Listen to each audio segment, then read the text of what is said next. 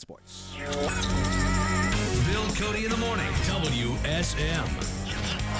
This is Coffee, Country, and Cody. Hey, welcome in here. It's CMA Festival, officially CMA Festival, though we've been pretty busy in this town since Sunday.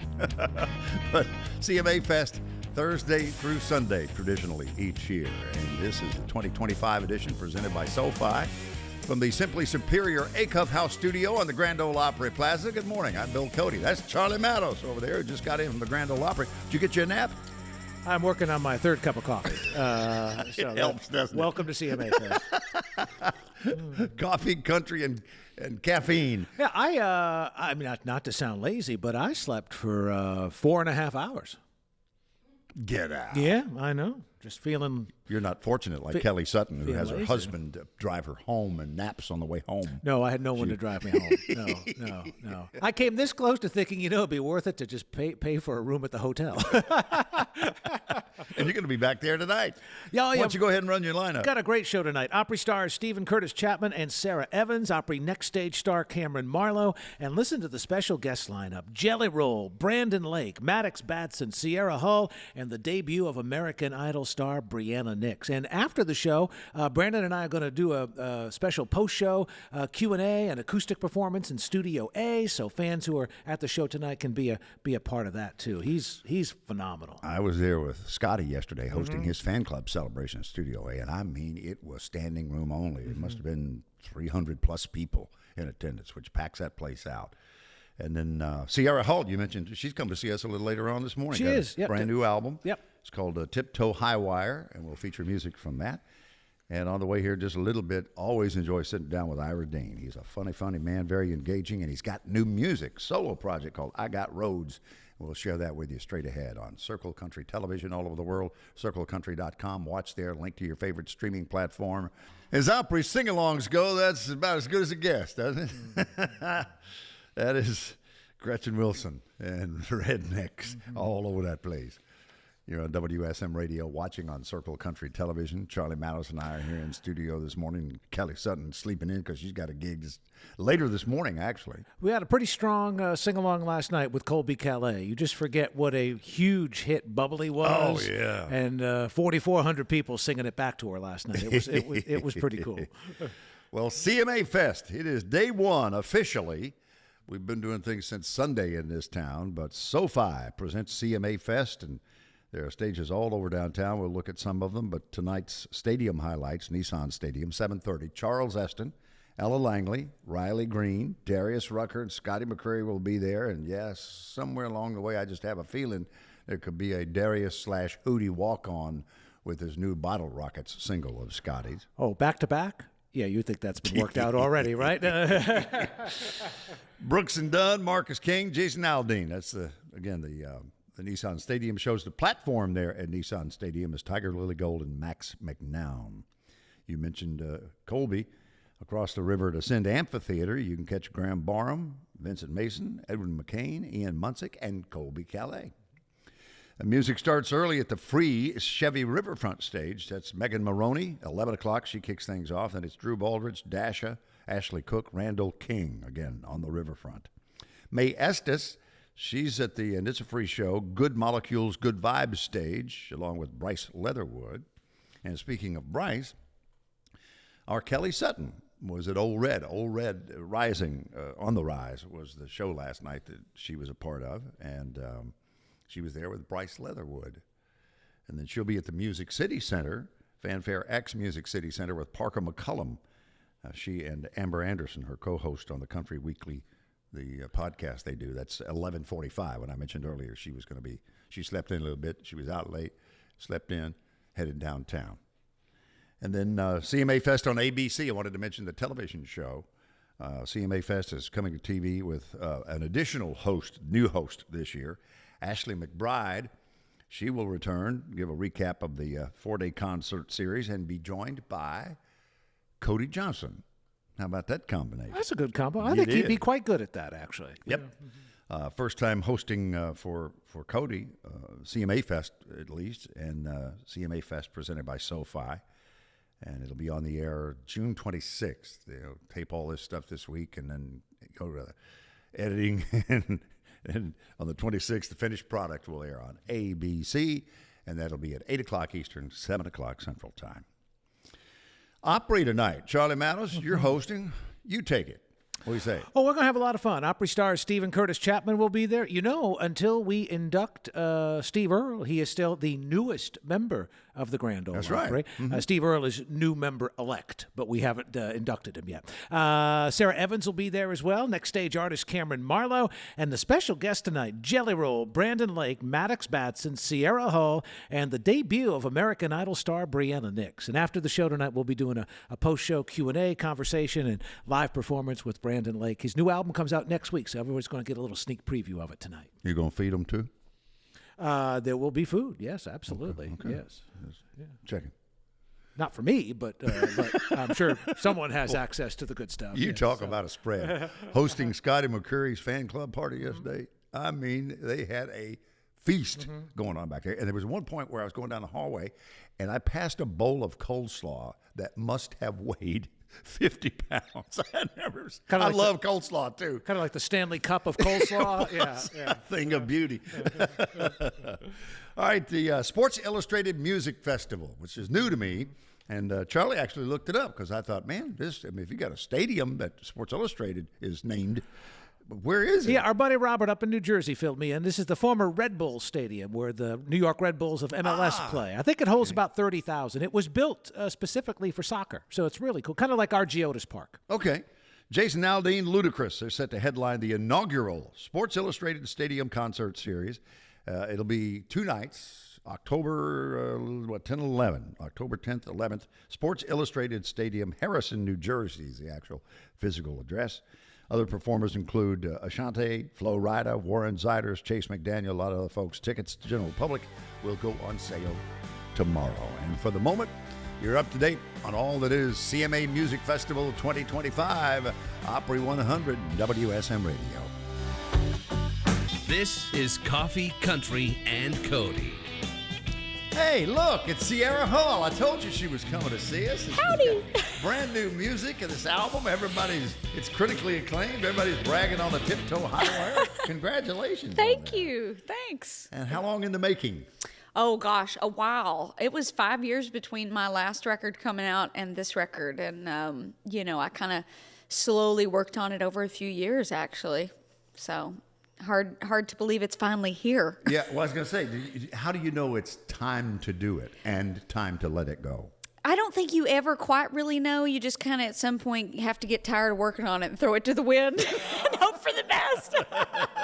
No, it's funny. I told my team, I was like, okay, guys, you got to give me a deadline, even if it feels like a fictional one. You got to give me that deadline. Because it's not like I'm just sitting around twiddling my thumbs. I mean, I've been touring a lot, and I find sometimes in the midst of touring, in addition to just being busy and being, kind of a perfectionist, and I think we're all always our own worst critic, it's just hard to ever feel like, okay, is this really, what it needs to be? But at some point, you just have to have a little trust and put it out there and hope people like it and move on. And speaking of touring, you were recently at the Railbird Festival up in Lexington, Kentucky. Yeah, this past weekend. You ran into Mike Wolf.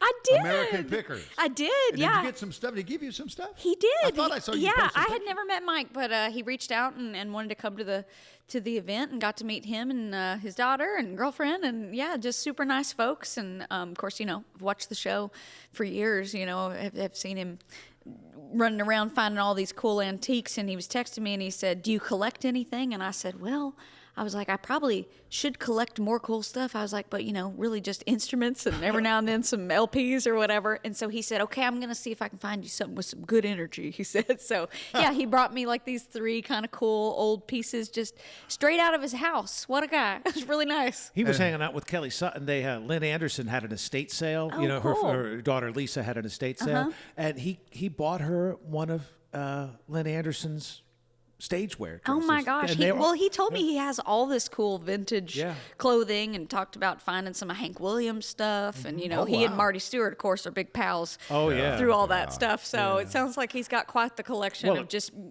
musician wardrobe and things like that, too. Anyone listening or watching this morning who has like a 39 or 40 regular in a Manuel, be happy to Yeah, take that off their be happy heads. to accept that, and it could be a tax deduction for you. So. Remember the great Manuel quote, Charlie. If I tell you my price, no one come to my store. This is true. Yeah.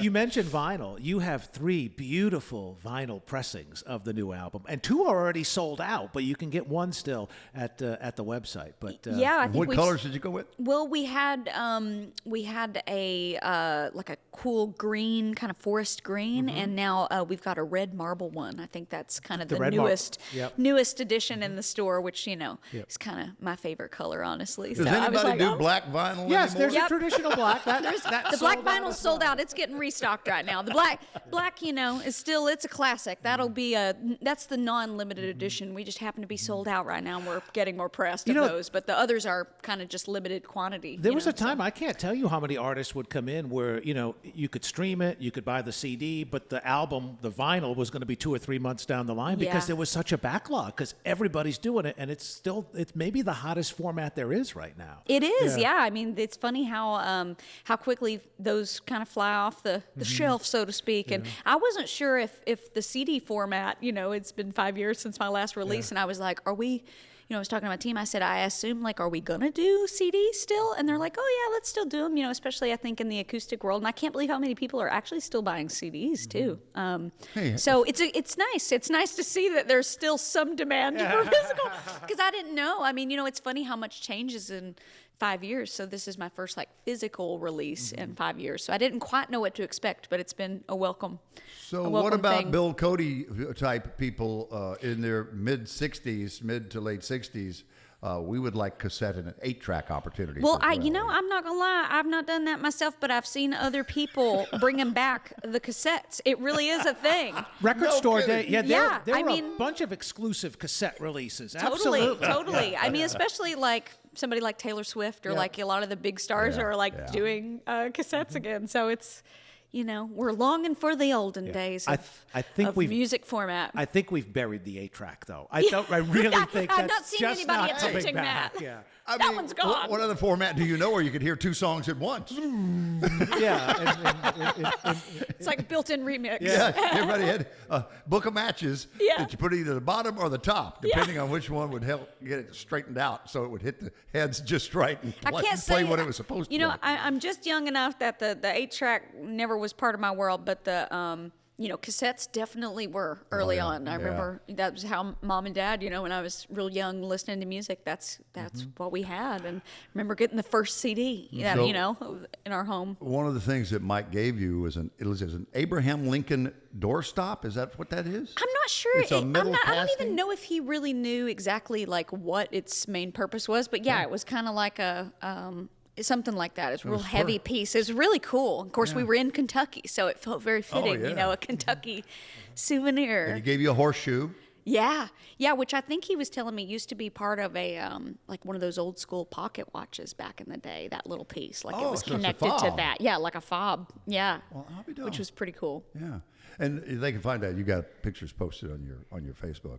And where were you, that golf swing with John Anderson swinging in the background? Looked like you were in a Grand Canyon or something. Well, you know what? You ever heard of that venue, The Gorge, out in Washington? yeah. That's where I was, and it's kind of, they have those biodegradable golf balls or whatever, so it's sort of tradition when you go play The Gorge, I guess. That was my first time being there, but incredible venue out in Washington State for anybody who's never heard of there.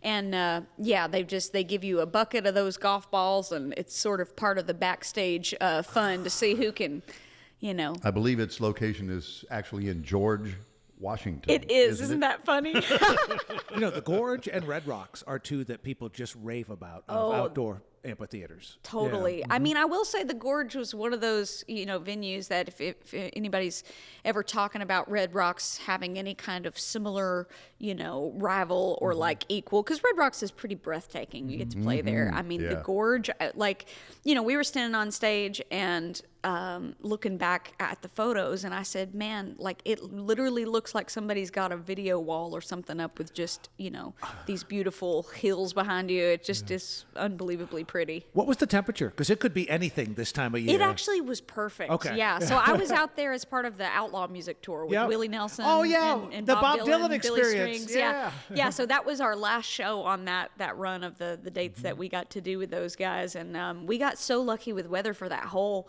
tour. We were out for a couple weeks and wrapped up at the Gorge. So, again, yes, weather does. Of course, it got really windy and we had to delay part of the evening. But when we were up there playing, kind of perfect.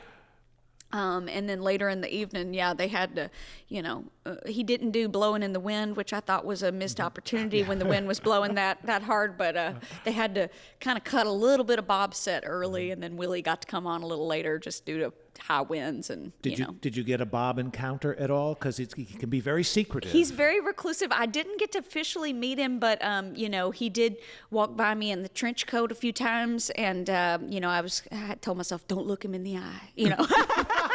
So, you know what's ironic about this conversation? He graduated from high school in Hibbing, Minnesota, 66 years ago today.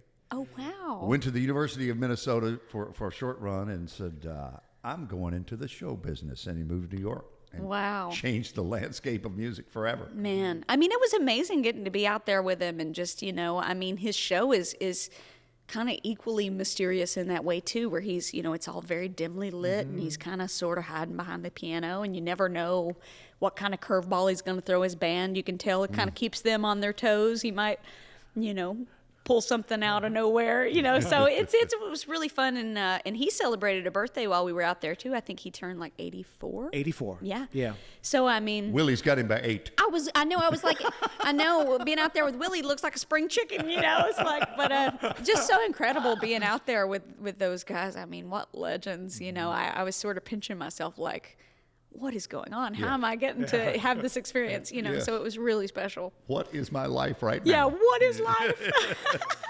Muddy Water from A Tiptoe High Wire. That's what we're going to feature, both on radio and as you watch on Circle Country Television. Give us a backstory, because you wrote everything on here, or co-wrote. Yeah, everything. We'll talk more about your co-writers coming up. Yeah, Muddy Water is one of those songs, I had started kind of the first idea of a verse and chorus, but didn't fully have it shaped, and got to write this with a guy named Andrew Petroff, who I wrote several songs on the record with, and one of the few songs on the record that had 3 writers, actually. So brought in Caroline Spence as well, who's a great artist in her own right. She's been a guest on the show. Yeah. So and Andrew's a great producer and engineer here in Nashville, writer behind a lot of things you'd hear as well. But this song, it kind of it's funny how you can write songs sometimes and not quite know what you're writing about at first. And I remember starting this song and kind of feeling like, well, I'm writing it from the third person, not writing it about myself. And then the deeper I got into singing it, I also remember being in the studio being like, I think I wrote this, for me. I think this is about me, actually. And you don't realize it. Cathartic. Yeah, you don't even realize it sometimes. But that idea of like not feeling like you got to be something else, that you got to try to be something else to fit in or be accepted. To just that we can be loved and accepted, just being our own unique version of ourselves, and that sometimes that's enough, and we need to remember that. That's a You're great philosophy. Just following in Garth's footsteps. Yeah. Write about yourself and in the third person at the same time. So it works just fine. Yes. And use lowercase letters. Oh, absolutely. Yeah, exactly. Here's Sierra Hull. This is Coffee, Country, and Cody. Sierra Dawn Hull is in the house with a brand new album, A Tiptoe High Wire, music from an album. We went to the break with Muddy Water. She is a Grammy nominee. She's a 9-time IBMA award winner. You have played the White House. And you are now modeling, Opry. You have a cap on one of your posts. It says "Hot Dog." I love the Opry on your cap. That's right. Well, hot dog, I do love the Opry. No, that was a a line that Imogene and Willie, the store here, in Nashville, they got a presence in Austin too, but all these cool, custom pieces that they do, and they decided to do a little collab with the Opry to celebrate 100 years. So they called me up and said, hey, would you want to model some of our clothes for the Opry line? And I thought, well, that's two things I love, Imogene and Willie and the Opry. Count me in. Well, they called me up and said, hey, would you like to buy some of our things at the Opry shop? And I said, sure, I'll be happy to do that. So you might have gotten the better end of the deal, but yeah. Had you modeled before? No, not like that. I don't think so. Yeah. That was because you kind kind of look like a model in the artwork and the photos of this new thanks. album. I appreciate that. Got that green going on. Yeah, well, I had a little help with that. And people could see it in the monitor. Good hair and makeup people, good stylist. Helping a girl out a little. The stylist is a girl's best friend. That's right. That's right. And when you played the White House, what were the circumstances? I know it's been a few years ago. I got to go with Alison Krauss and Dan Tyminski. There was a big PBS taping called Country Music at the White House that they did, and this was, I think I was 19 at the time, so under the Obamas, and yeah, it was an amazing experience getting to be there. I remember, my mom got to come with me. Alison invited us along, and my mom, she's not somebody that gets like real starstruck. I mean, it's like my folks are real grounded people, not stage parents at all, never have been. But my mom saw Chris Christopherson, and she was like, oh my God, I love the Highwayman, so I had to get a photo with Mom and Chris Christopherson. But I remember James Taylor being there, and gosh, just a whole slew of people. It was an incredible evening of music, and lucky to get to be there with Allison. I don't know a woman of any age when you say his name. Oh yeah, that doesn't just pass out. That is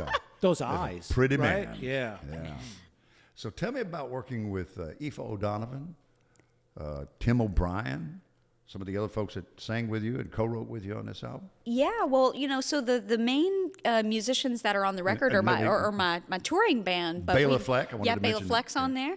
But we wanted to have a few guests, as I got deeper into making the record. I've done so much work with Bela over the last few years with his bluegrass band, done a lot of touring with him as well, playing mandolin in that project and on his record. And so it felt like when I was recording this instrumental tune, and I kind of thought, man, I don't know, seems like we just need one more element. And then all of a sudden it just hit me. I was like, oh my God, we should just have Bela come in and play with us on this. Like, that'd be awesome. And also representative of, kind of where I've been the last few years, and having him a part of this record felt special in that way. So he's on a tune on the record called E-Tune. And then there's a song on the record called Let's Go. And I was writing it. It's one of those rare things where I just was hearing Aoife's voice in my head. I just, every now and then you'll write something or record something and then figure out who the right fit is. But in the midst of writing it, I just was hearing her voice for some reason, which is more rare to have that happen.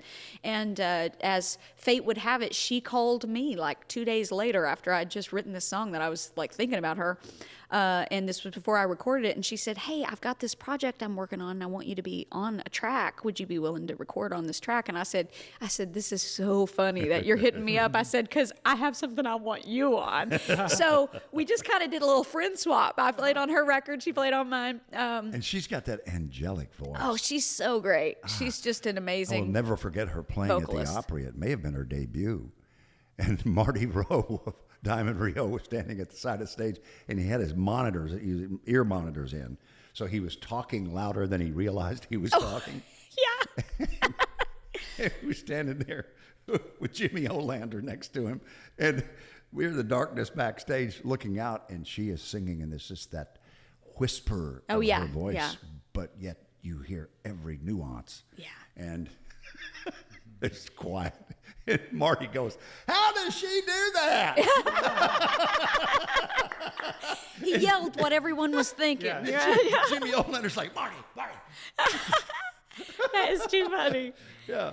No, you guys have been friends she's a long amazing. time? Yeah, I've known her. I mean, she used to be in a band called Crooked Steel back in the day, and of course has the project on with her, with a couple other female friends of mine, Sarah Watkins, Sarah Rose, and of course her own incredible stuff. So we've known each other for a long time. We first met her with Noam Pikelny, if I recall. Yeah. So we share tons of mutual friends, and I remember meeting her even back up when I was a student up at Berkeley in Boston, I think, and she has some family roots from there up that way. So yes, known her a long time. And then the other guest, Tim O'Brien, who I've just been such a fan of for so long, and loved Tim's music, but had never actually had him on any of my recordings. And when I was kind of thinking about who would make sense to be a guest on a song on the record called "Come Out of My Blues," I was like, oh man, Tim would sound so good on this. And yeah, of course, better than you can imagine. I got an album title for you. Not that a Tiptoe High Wire is not. Hit me. Birdstown to Boston. Ooh, there you go. Huh? Well, what's funny is now I have both songs called Birdstown and Boston. I wrote a song called Boston several years back, and recently wrote something called Birdstown. Finally wrote a song about my hometown. So, I may have to take you up on that. I can see the merch already. Oh yeah. What you gonna play live for us this morning, Sierra? Well, I thought I would play a song that kind of inspired, speaking of titles, this song inspired the title A Tiptoe High Wire. And it's a song that I wrote about my Spitfire granny, who is from a little town called Jamestown, Tennessee. Grew up in Fentress County, a couple hours away from here. But, she lived kind of a crazy life. She would tell me these stories about growing up and just the things that even I had seen her go through. She lived to be 80 years old, but it was like the stories she could tell. She Hard remembered. times. I mean, hard times. I wondered how much of this had a connection to you or your family or someone you knew when I heard it the first time. Oh, yeah, absolutely. I mean, and, growing up in that part of the world where you're sort of, in some ways, back when she was a kid, cut off from a lot of things because you're just out there in the boonies, and to go through the things that she went through, I just always blew my mind how resilient she was, to still have a smile on her face, but she was this kind of fiery woman who wasn't going to take nothing, from anybody. Alison Krauss had a line about some songs from her new album, and Acadia, and she said, "Yeah, back in the good old days when things were bad." Yeah. Well, that was definitely the time my granny grew up in. But I always thought about how tough she was too. But that she still could love so fiercely on the other side of all that. So I wrote this about her life, but the song, never actually says it's about her per se. I kind of think of it as a bit of a love letter to all those kind of folks. We all know somebody who's a Spitfire. And in what's our her real lives. name, full name? Janice. Janice Delk was her name. I called her Granny Delk. So, so this is for Granny. This is Spitfire. That's Spitfire, and it's on A Tiptoe High Wire, the line, and that's what inspired the title of the album. It is, yeah. Our friend Sierra Hull. And how old were you when you played the opera with Mike Snyder that first time? I was 10 years old. Wow. 10 years old. Hard to believe. It's been a long time now, but I remember it, man. I remember it like yesterday, honestly. And what did you play, Mando with him? Yeah, Mike, and Mike's been so responsible for bringing lots of young people on the Opry over the years. I mean, what a generous soul with that position, as an Opry member. And I remember my brother and I've got an older brother. We played together growing up all the time. Still a great musician as well.